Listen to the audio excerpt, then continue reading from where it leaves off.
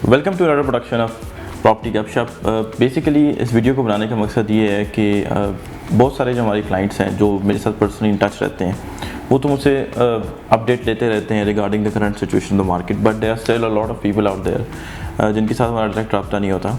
तो this video is basically for them कि आपको ये बताएं कि इस वक्त मार्केट की क्या सिचुएशन है, रियल एस्टेट मार्केट की। बड़ा एक्साइटिंग टाइम्स चल रहे हैं एंड एज ए प्रोफेशनल मतलब एक्सपीरियंस पॉइंट ऑफ व्यू से भी we really enjoy and cherish such times क्योंकि because it gives you the flavor of every situation. Anyways, Ramzan जब से शुरू हुआ है रियल एस्टेट मार्केट जो है उसमें एक काफ़ी ज़्यादा स्टैगनेंसी नज़र आती है। मार्केट बिल्कुल इस वक्त आप कह लें कि अगर मैं कहूँ कि it's very very very slow तो बिल्कुल भी गलत नहीं होगा।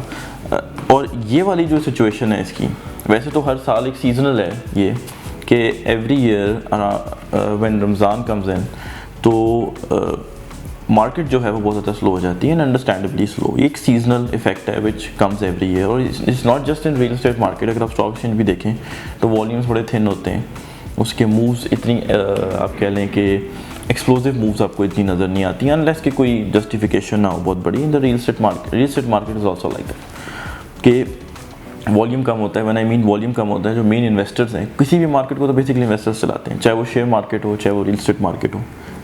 जो लोग प्लॉट लेते हैं घर बनाने के लिए वो मार्केट को इतना नहीं चलाते जितना इन्वेस्टर्स चलाते हैं क्योंकि they bring volume and a lot of volume. ठीक है, तो ये रमज़ान जो है it's dryer than last years Ramzan and again यहाँ पे भी मैं कहूँगा अंडरस्टैंडेबली सो, सेंस हम सबको पता है कि जो पॉलिटिकल सिचुएशन रही है, एक इन्वायरमेंट या क्लाइमेट ऑफ अनसर्टेनिटी जो है वो भी है एक फैक्टर जो प्ले कर रहा है with this seasonal slow down जो हर साल आता है। उसमें भी एक पॉलिटिकल अनसर्टेनिटी भी आ गई जिसकी वजह से दोनों ने मिलके काफ़ी ज़्यादा एक खुश्क माहौल पैदा कर दिया है रियल एस्टेट मार्केट के लिए। अब माय पॉइंट इज़ दिस कि किसी किस्म की भी मार्केट हो, बुल मार्केट हो, बेयर मार्केट हो, स्टैग्नेंट मार्केट हो जैसे अभी है, we can not call it a bear market. हम ये नहीं कह सकते कि मार्केट नीचे जा रही है, हम इसको बुल मार्केट भी नहीं कह सकते। It's more like a stagnant market, ठीक है, जिसमें प्राइजेस जो हैं वो स्टैग्नेंट हो चुकी हुई हैं और ऑफ कोर्स ऊपर नहीं जा रही। ख़ास तौर पे पिछले एक महीने में हमने कोई इतनी ख़ास जंप नहीं देखा किसी भी मेन चीज़ में। हर किस्म की मार्केट अपॉर्चुनिटीज़ प्रेजेंट करती है to different class of investors और परचेजर्स एंड रियल एस्टेट में भी ये जो करंट सिचुएशन चल रही है, पिंडी इस्लामाबाद में पर्टिकुलर बात करेंगे सिंस आप सबको ही पता होगा कि हम DHA को डील करते हैं प्राइमरीली रावलपिंडी इस्लामाबाद में, कि ये जो मार्केट है जो स्टैग्नेंट हुई हुई है ये अपॉर्चुनिटीज़ क्रिएट कर रही है for the investors as well and purchasers. But इससे पहले कि मैं आपको उन अपॉर्चुनिटीज़ के बारे में थोड़ा सा बताऊँ कि वो किस किस्म की अपॉर्चुनिटीज़ हैं, I am not going to tell you कि भाई यहाँ पे इतने करोड़ लगा दें उतने करोड़ लगा दें आपको इतने इतने % मिल जाएगा, because it would be unprofessional to say this right now. मैं बात कर रहा हूँ उन लोगों के बारे में जिनका जो इन्वेस्टमेंट का टाइमलाइन है, टाइम फ्रेम उन्होंने माइंड में रखा हुआ है जो वो लॉन्गिश है। I am not talking about those people जो कहते हैं कि इनकी परचेज़ कर लें तो 6 माह में कोई बड़ी ज़बरदस्त डेवलपमेंट हो जाएगी तो 6 माह में हमें रिटर्न मिल जाएगा या साल में हमें रिटर्न मिल जाएगा। I am not talking to them and this suggestion is also not for them.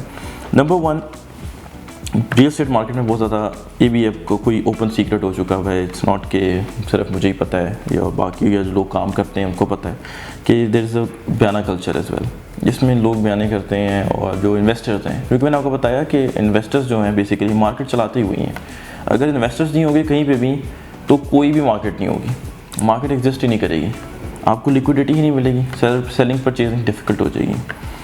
तो जो बयाना कल्चर होता है था जो ऑफ कोर्स अभी भी है, I am not saying it's gone, वो थोड़ा सा डेंट उसको पड़ता है specifically when there is a slowdown in the market.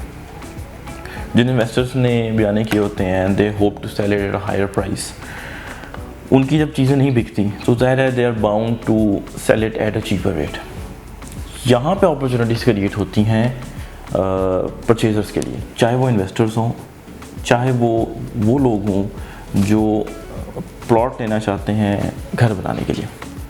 ठीक है, बल्कि जो लोग प्लॉट लेना चाहते हैं घर बनाने के लिए उनके लिए ज़्यादा अपॉर्चुनिटीज प्रेजेंट करती हैं। इन व्हाट सेंस, आपको एक अच्छी प्राइस मिल जाती है जो आपको पहले शायद ना मिल रही हो, आपको अच्छी प्राइस मिल जाती है। अब अच्छी प्राइस से मेरा ये कतन मतलब नहीं है कि आपको जो भी करंट मार्केट की प्राइस चल रही है उससे 10 लाख नीचे मिल जाएगी। ये बड़ा प्रॉब्लम है, अक्सर लोग कॉल करते हैं, उनको ये लगता है कि जी कोई भी चीज़ आई है और मार्केट तो कल ही क्रैश हो जाना है। ये जो प्रोसेस है जिसमें प्राइजेस नीचे जाती हैं, ये बड़ा ग्रेजुअल इन नेचर है। और keep in mind at least a crunch of 6 months to 1 year। अगर कोई क्रंच इतने टाइम तक रहे तो फिर जाके आप कह सकते हैं कि कोई रेट थोड़ा बहुत टूट जाए, लेकिन वो भी जो सॉलिड चीज़ें जो ऑन ग्राउंड अवेलेबल होती हैं उन्हें कुछ भी नहीं होता। सो आपको अच्छा रेट कैसे मिलेगा? आपको अच्छा रेट ऐसे मिलेगा कि जो देने वाले हैं वो जंप नहीं करते। अमूमन हम देखते हैं जी कि आप किसी को पता चलता है जी कि ये सीरियस बायर है, ठीक है, आपकी किसी से बात चल रही है, आपने कोई ऑफ़र दी है, मुझे पता चला जी कि आप सीरियस बायर हैं, तो मैं जंप कर जाऊँगा, मैं अपनी डिमांड बढ़ा दूँगा जी, अब तो मैंने इतने पे देने, ठीक है। बेचने वाला ये इसलिए कर रहा होता है क्योंकि उसको पता होता है मार्केट में जान है, क्या पता आपको दे भी ना, बिकॉज ही नोज कि there are so many people out there, right. This is not the situation right now. तो आपके लिए अपॉर्चुनिटी है यहाँ पे, क्योंकि आपको एक अच्छी नेगोशिएशन पोजीशन मिल जाती है जो एक बुल मार्केट में आपको ना मिले, क्योंकि seller doesn't need you if there's a bull market. Why should he negotiate when he can get a better price tomorrow or day after tomorrow? But this is not the case right now. Right now, since offers इतनी नहीं आ रही तो आपको opportunity मिल जाती है कि आप अच्छे एक स्ट्रेंथ की पोजीशन से नेगोशिएट करें, ठीक है। तो उसमें भी डोंट थिंक कि मैं वो कह रहा हूँ कि कोई 10 लाख 15 लाख रेट टूट जाएगा। हाँ जी कुछ स्पेकुलेटिव चीज़ें होती हैं जहाँ पे 10 लाख 15 लाख रेट टूट जाते हैं, बट सॉलिड चीज़ों में आपके रेट नहीं टूटता है, बट कोई जंप नहीं करता।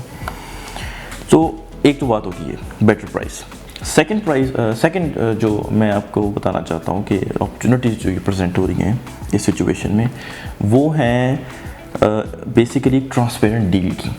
We all need a transparent deal.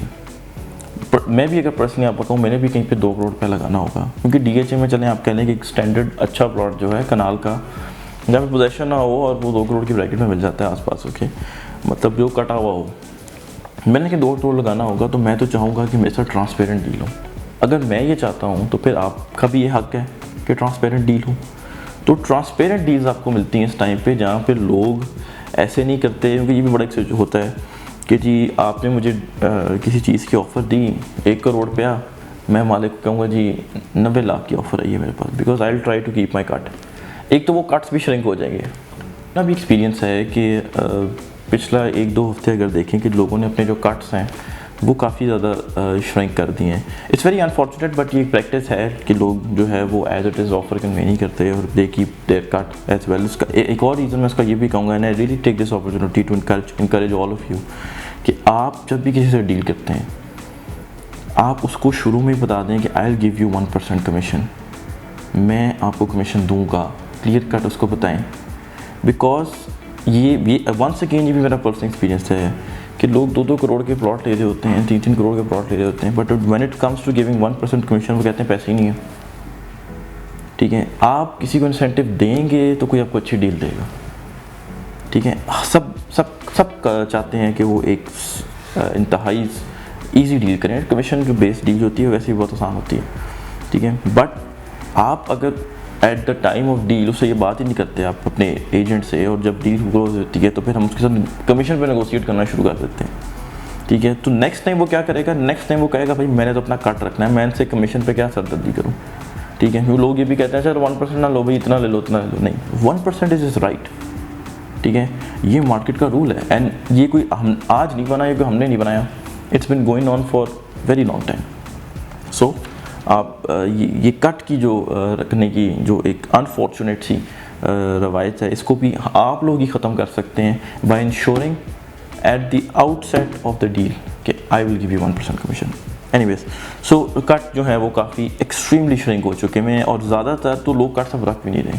This is a time to do commission based deal, ठीक है। क्योंकि आप कमीशन बेस्ड डील जब करते हैं उसमें यह है कि आप जो एजेंट है जो करा रहे हैं उनको भी पता है कि market slow and they want to earn something, so cut रखने की गुंजाइश नहीं है जी। क्योंकि मार्केट सिचुएशन ही ऐसी है। सो ये कुछ जो अपॉर्चुनिटीज़ हैं बाइंग के सेंस में, वो बायर्स को इस वक्त मौजूद हैं considering the current situation of the market. अच्छा, how long this is going to last? From past experience we have seen, मैं आपको एग्जांपल देता हूँ। अभी दिसंबर में वो टेक्सास का इशू आया था, market was like quite dry. अच्छा, इससे ज़्यादा ड्राई हो गई थी बिकॉज उस वक्त तो DHA में ट्रांसफर्स रुक गई थी, और not just DHA, everywhere else, because everybody was waiting कि भाई ये जो टैक्सेस है वो रिवाइज होंगे, और वो चलती रही और काफ़ी मतलब पोस्टपोन हो रही थी। तो बाय द टाइम वो हुई तो good 2 months had gone by. उसके बाद जब सारी क्लैरिटी आई तो वो जो आप कह रहे हैं कि मैं ज़रा इनफॉर्मली आपको बताऊँ कि वो जो ब्लॉक क्रिएट हुआ होता है, या वो कहते हैं डक्का लगा होता है, वो फिर बहुत स्पीड से खुलता है और काफ़ी ज़्यादा बाइंग हो जाती है, और उस टाइम में प्राइस बढ़ जाती है। सो ये जो आप कह रहे हैं कि 1, 2 या 3 मंथ, क्योंकि everybody is waiting for clarity, और इन्वेस्टर्स को जैसी क्लैरिटी मिलती है, जैसे फॉर एग्जांपल इलेक्शन अनाउंस हो जाते हैं फॉर एग्जांपल, ठीक है, या अभी IMF का जो पैकेज जो है उसके बारे में बात चल रही है, उसमें भी क्लैरिटी आ जाती है, in Pakistan get some clarity on that.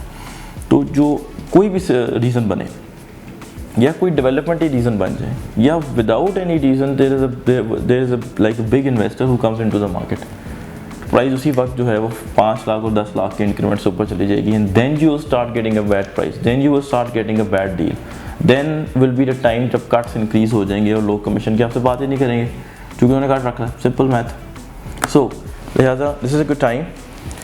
Investors recommended only for long term investment. साल के लिए अगर आप माइंड में रखते हैं कि जी साल डेढ़ में पता नहीं मैंने कितने पैसे निकाल लेने हैं, क्योंकि लोग आदि हुए हैं पिछले 1-1.5 साल के कि जी कीमतें जो हैं वो बड़ी ऊपर जा रही थी, लोग समझ रहे हैं आगे भी यही होना है। आगे ऐसा नहीं होना, अब ऐसा बिल्कुल भी नहीं होना। At least for good 1-2 years prices will go up but gradually, जिसमें स्पेल्स होंगे प्राइस इंक्रीज होने के। पहले तो ऐसा था पर नॉन स्टॉप ही बढ़ रही थी, अब स्पेल्स होंगे like 2-3 months nothing and then suddenly price got increase. आपने अपने आप को पोजीशन करना है एज बायर उन 2-3 महीनों में जब मार्केट ड्राई होगी। This is it which I am telling you. Will keep updating you regarding the situation of the market, और ये ड्राई पैच जो है हम आपको बताते रहेंगे। In the mean time do subscribe to our channel ताकि इस तरह की वीडियोस आप तक पहुंचती रहें। वीडियोस को शेयर भी करें ताकि बाकी लोगों तक भी पहुँचें, क्योंकि पाकिस्तान में real estate sector, real estate as an asset जो है हमें हमारा ऑब्सेशन है रियल एस्टेट, ज़मीन और सोना। तो हमारा मकसद ये है कि we want to provide best consultancy to the people ताकि अच्छी इन्वेस्टमेंट डिसीजंस लोग करें। So subscribe to our channel, number भी आपको स्क्रीन पे वीडियो के डिफरेंट प्रोपोर्शन में शो हो रहा होगा। You can call me as well if there is any question. Thank you very much.